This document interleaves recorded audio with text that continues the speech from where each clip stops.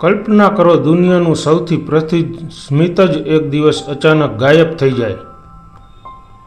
વિશ્વવિખ્યાત પેઇન્ટિંગની ચોરી ક્યાંથી થઈ? પેઇન્ટિંગ ચોરાયાના 24 કલાક સુધી તે ગાયબ થયું, તેની કોઈને ગંધ સુધા આવી નહોતી.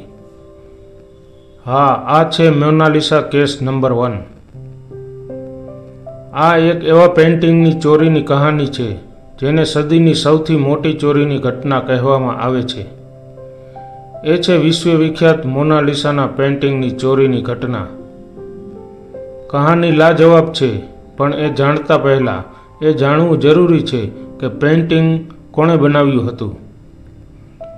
1500ની સાલની વાત છે. ઇટાલીમાં એક યુવાન પેઇન્ટર રહેતો હતો. એનું નામ હતું લિયોનાર્ડો દ વિન્ચી. એ કલા જગતમાં પોતાનું નામ બનાવવાની કોશિશ કરી રહ્યો હતો. 1503માં એક દિવસ ઇટાલીનો મોટો સિલ્કનો વેપારી જિયોકોન્ડા એની પાસે આવ્યો. એ તેની પત્ની લિસાડેલને ખૂબ જ પ્રેમ કરતો હતો અને એનું એક અદ્ભુત પેઇન્ટિંગ બનાવવા માગતો હતો. તેણે લિયોનાર્ડોને આ કામ સોંપ્યું. લિયોનાર્ડો અત્યંત ધૂની હતો. એણે કામ શરૂ કર્યું અને એ પેઇન્ટિંગનું નામ સિલ્કના વેપારીની પત્નીના નામ પરથી લા જિયોકોન્ડા રાખ્યું. 2 વર્ષે પેઇન્ટિંગ તૈયાર થયું, પણ માત્ર ઢાંચો જ. ચહેરો પણ અડધો દોરાયેલો. ખાસ કરીને એ પેઇન્ટિંગના હસતા હોઠ એટલે કે સ્મિત દોરવાનું બાકી હતું. આશ્ચર્યની વાત એ છે કે જે સ્મિત આજે આખા વિશ્વમાં પ્રખ્યાત છે, એ મોનાલિસાનું સ્મિત દોરતા વિન્ચીને બીજા 12 વર્ષ લાગ્યા. 1503માં શરૂ થયેલું પેઇન્ટિંગ 14 વર્ષ બાદ 1517માં પૂર્ણ થયું. દરમિયાન લિયોનાર્ડોએ પેઇન્ટિંગનું નામ બદલીને મોનાલિસા કરી નાખ્યું હતું. આટલા બધા વર્ષ થવાને કારણે તેને દોરનારા સિલ્કના વેપારીએ ના ખરીદ્યું અને પેઇન્ટિંગ એટલું અદ્ભુત હતું કે વિન્ચીને પણ એ તેને ના આપ્યું. દરમિયાન વિન્ચી ઇટાલી છોડીને ફ્રાન્સ ચાલ્યો ગયો. ત્યાં એના શિષ્યો પણ બન્યા. મહત્ત્વની વાત કરીએ તો પછી ફ્રાન્સના રાજા ફ્રાન્સિસ પહેલાએ એ પેઇન્ટિંગ ખરીદી લીધું. એ પછી રાજા લુઈએ એને વર્સિલ્સના મહેલમાં લગાવ્યું. ત્યારબાદ ફ્રાન્સની ક્રાંતિ થઈ અને એ ક્રાંતિ બાદ આ પેઇન્ટિંગ મશહૂર નેપોલિયનના બેડરૂમમાં શોભા પણ બન્યું. આ રીતે એ ફરતું ફરતું આખરે ફ્રાન્સની રાજધાની પેરિસના લૂવ્ર મ્યુઝિયમમાં પહોંચી ગયું.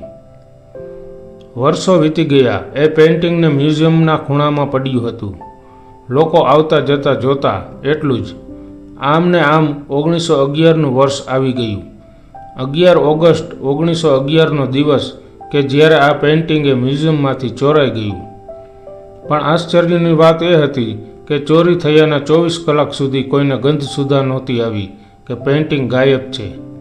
એ પછી એક યુવાનને કારણે આ ચોરી બહાર આવી. એ યુવાનનું નામ હતું લુઈ બેરુદ. એ આર્ટનું ભણી રહ્યો હતો. મોનાલિસાના આ પેઇન્ટિંગ વિશે તે જાણતો હતો અને એના પરથી અભ્યાસ માટે સ્કેચ બનાવવા માગતો હતો. આથી એ 12મી ઓગસ્ટની સાંજે લગભગ 5 વાગ્યે મ્યુઝિયમમાં પહોંચ્યો. ત્યાં પેઇન્ટિંગ નહોતું. તેણે ત્યાંના અધિકારીને પૂછ્યું. એ પછી ભૂકંપ મચી ગયો. આ પેઇન્ટિંગ ઇટાલીના કલાકાર દ્વારા ઇટાલીમાં બન્યું હતું અને પછી એ ફ્રાન્સ આવી જતા ફ્રાન્સમાં ખરીદાયું હતું. એટલે અત્યાર સુધી એના હક દાવા માટે ફ્રાન્સ અને ઇટલી વચ્ચે ઘણી વખત ઝઘડાઓ થઈ ચૂક્યા હતા. આવું પેઇન્ટિંગ ચોરાય એ ખૂબ જ ગંભીર બાબત હતી. મ્યુઝિયમમાં ક્યાંય એ પેઇન્ટિંગ મળ્યું નહીં. એટલે તરત જ પોલીસને જાણ કરવામાં આવી. ઇન્વેસ્ટિગેશનમાં પોલીસને મ્યુઝિયમના સ્ટોર રૂમમાંથી પેઇન્ટિંગની તૂટેલી ફ્રેમ મળી. આવી પોલીસે તપાસ શરૂ કરી. બીજી તરફ આ અનોખા પેઇન્ટિંગની ચોરીના સમાચારો દુનિયાભરના અખબારોની હેડલાઇન બન્યા અને મોનાલિસાનું પેઇન્ટિંગ આ રીતે ચોરીને કારણે વધારે મશહૂર બન્યું. અઠવાડિયું વીતી ગયું, પણ ચોર ના મળ્યો. સ્વાભાવિક જ ત્યારે મ્યુઝિયમની એટલી સિક્યુરિટી નહોતી. મુલાકાતીઓનું રજિસ્ટર નહોતું કે બીજી ટેકનિકલ દેખરેખ પણ નહોતી, એટલે ચોરને પકડવો મુશ્કેલ હતો. દરમિયાન એક અજીબ વાત સામે આવી. જે રીતે લિયોનાર્ડો દ વિન્ચી પ્રખ્યાત પેઇન્ટર હતા, એવી જ રીતે એ જમાનામાં પાબ્લો પિકાસોનું નામ ખૂબ જ મોટું હતું. આજે પણ વિશ્વના શ્રેષ્ઠ આર્ટિસ્ટમાં એનું ગણના થાય છે.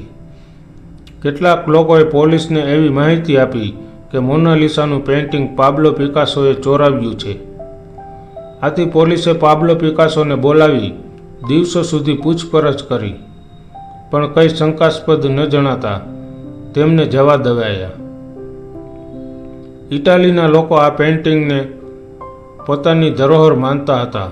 આ સંદર્ભે ઇટાલીના એક કવિ એપોલિયનેરે એક કવિતા લખી હતી અને પેરિસના મ્યુઝિયમને સળગાવી દઈને મોનાલિસાનું પેઇન્ટિંગ પરત લઈ લેવાની વાત મૂકી હતી. આથી તેમના પર પણ શંકાનો રેલો આવ્યો, પણ કશું નક્કર ન મળતા તેઓ પણ છૂટી ગયા.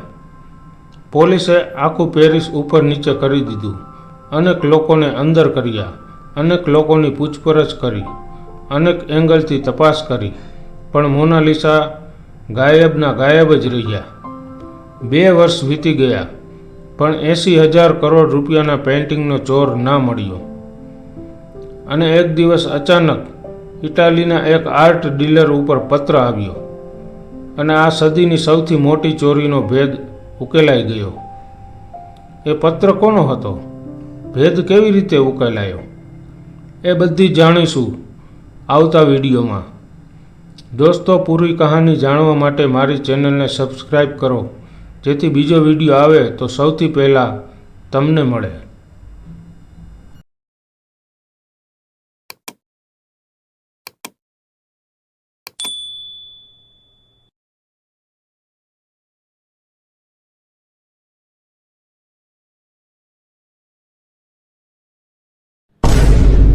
આ વિડીયો તમને ગમ્યો હોય તો મારી ચેનલને લાઈક કરો, શેર કરો અને સબસ્ક્રાઈબ કરો.